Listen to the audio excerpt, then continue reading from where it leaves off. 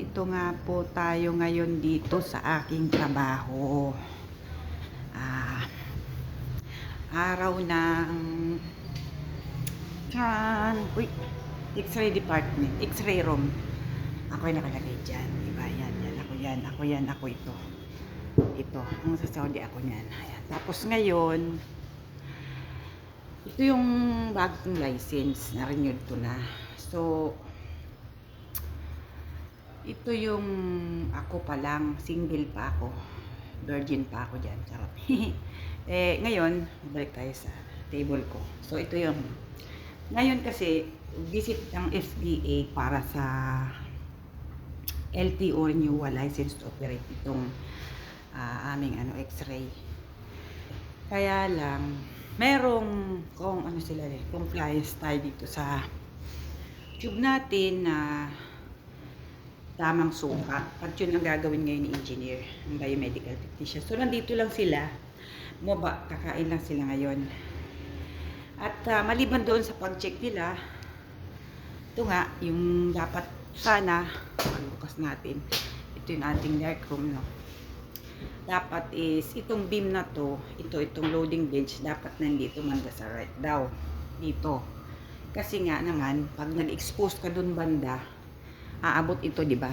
So, yun. Kaya, baka by next Salpalo na dito ililipat yan. Dito na sa right na to. Dito na sa bandang ito.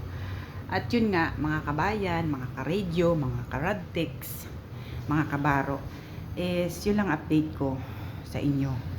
And congrats to myself dahil pagkatapos nito, mayroon naman na kami ngayon na itong license to operate na to is ano na rin yan, nag-comply na kami. So, susunod na yun. At i-comply din namin yun para mabigyan na sila ng ng continuous kumbaga yung approval dito na ganoon talaga pala. Every kung kailan mag-expire yung license nila, mag-renew. Tapos ito yung mga kailangan natin. Dapat meron tayong ganito. So, yun nga yung sabi dito. Ito yung signage na dapat is nakalagay doon sa front door. Dito, hindi yung ganito na papel. Dapat doon din sa tapat ng ilaw, merong signage na ganito. Mapalitan din naman yan Kaya, para sa mga ka-radio na kayo na pag-atasan ng inyong boss na license ang gagamitin, dapat nandito kayo. Kasi para alam niyo yung ginagawa ng ng engineer, tama ba yung kanilang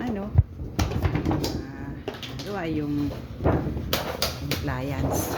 Po, naikli ba yung aking video ngayon, yung vlog ko ngayon? So far, maraming salamat sa inyo dahil ako ay nakabira lang ako ditong mag-vlog ng ganito. Manual kami pala. Sorry, hindi ko nasabi sa inyo na manual processing pala kami.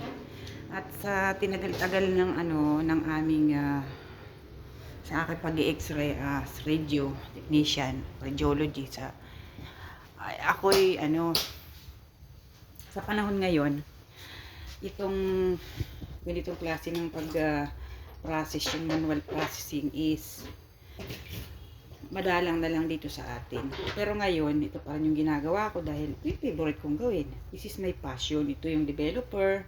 May takip tayo ng tangke, water, pero wala, bakante siya. Ito yung fixer. Ayan, may mga takip yan. Protect natin sa mga, minsan may insekto dyan. Naglilipad-lipad, Ito naman yung paddle natin para sa developer yan dito yan. Panghalo yan dyan. Itong fixer, dito naman. Ayan, dito yan hinahalo. Bago kayo mag-develop, bago kayo gamit ng darkroom, make sure na everything is okay. Malinis kayo dyan. At saka, syempre, kailangan maglinis ka pa rin. Ito naman, kailan lang to nag-operate Pero bago to nag-operate dito sa sa Mabolo. Nandun ako dati sa kabila. Nasa Binakayan ako. sa may City Care branch ako. At meron silang sister company na Medicure, tinayo nila. So ito na yun. Ito yun. Kaya habang naroon ako doon, binabayaran nila yung license ko para dito na. Kontrata na. So, yun ang kagandahan doon guys. Dahil ako yung pinagkatiwalaan nila. At thankful dahil sa loob ng 3 taon, hindi naman ako nagrabyado dahil binabayaran naman nila yung aking bayad sa license fee. At yun guys, sana all kayo din, meron din kayong magtiyaga kayo kasi guys, dahil ito nga pala hindi dahil nagtatrabaho tayo dahil parang swelduhan tayo. Marami pa kayong dapat po. Meron tayo dito, kumpleto naman tayo ng may apron ako. Yun, yung inches natin dapat nakalagay dun 72 inches, nakita mo yan. Tapos pag baki, ganun din, 40 din. So ito lang naman yun, binabasihan mo yan, 40 inches. Tapos yun is 40 kapag malapitan. Kunyari, malateral, ganyan. Ito yung tube na problema. Ito yung compliance na gagawin ng engineer. Yung sukat nito is dapat tama doon sa hinihingi ng FDA para ma-approve na sila. At yun guys, maraming salamat sa inyo. Kung may mga kayo mag-subscribe, baka naman supportahan niyo yung aking channel, dahil itong channel na ito ay para sa mga radtik tulad ko na wala namang ibang gusto kundi maging inspirasyon sa inyo, mga kabataan, mga bago. At may age 56 pala ako, sorry. At may age 56 po na-enjoy ko pong masyado yung pagiging itong profession na ito, dahil dito ko po naibuhos yung aking panahon sa pakikipagsapalaran as radtech po, X-ray technician po. Nag-abroad na po ako, 14 years po ako sa Saudi, nakadalawang employer na po ako doon. At nung hindi nga lang nag-pandemic, baka naroon pa rin ako sa Saudi hanggang ngayong panahon. Kaya ang masabi ko lang sa inyo, kung kayo is nagbabalak mag-aral ng as radtech o X-ray technician or Bachelor of Science in Radiologic Technology, aralin nyo po ng gusto, mahalin nyo po. At kaya ng pagpaaral ng mga parents natin sa atin, talagang tayo tinustusan. Kailangan talaga po ayusin natin yung pag-aaral natin, pasa natin ng board exam one time lang para malayo yung marating natin sa buhay.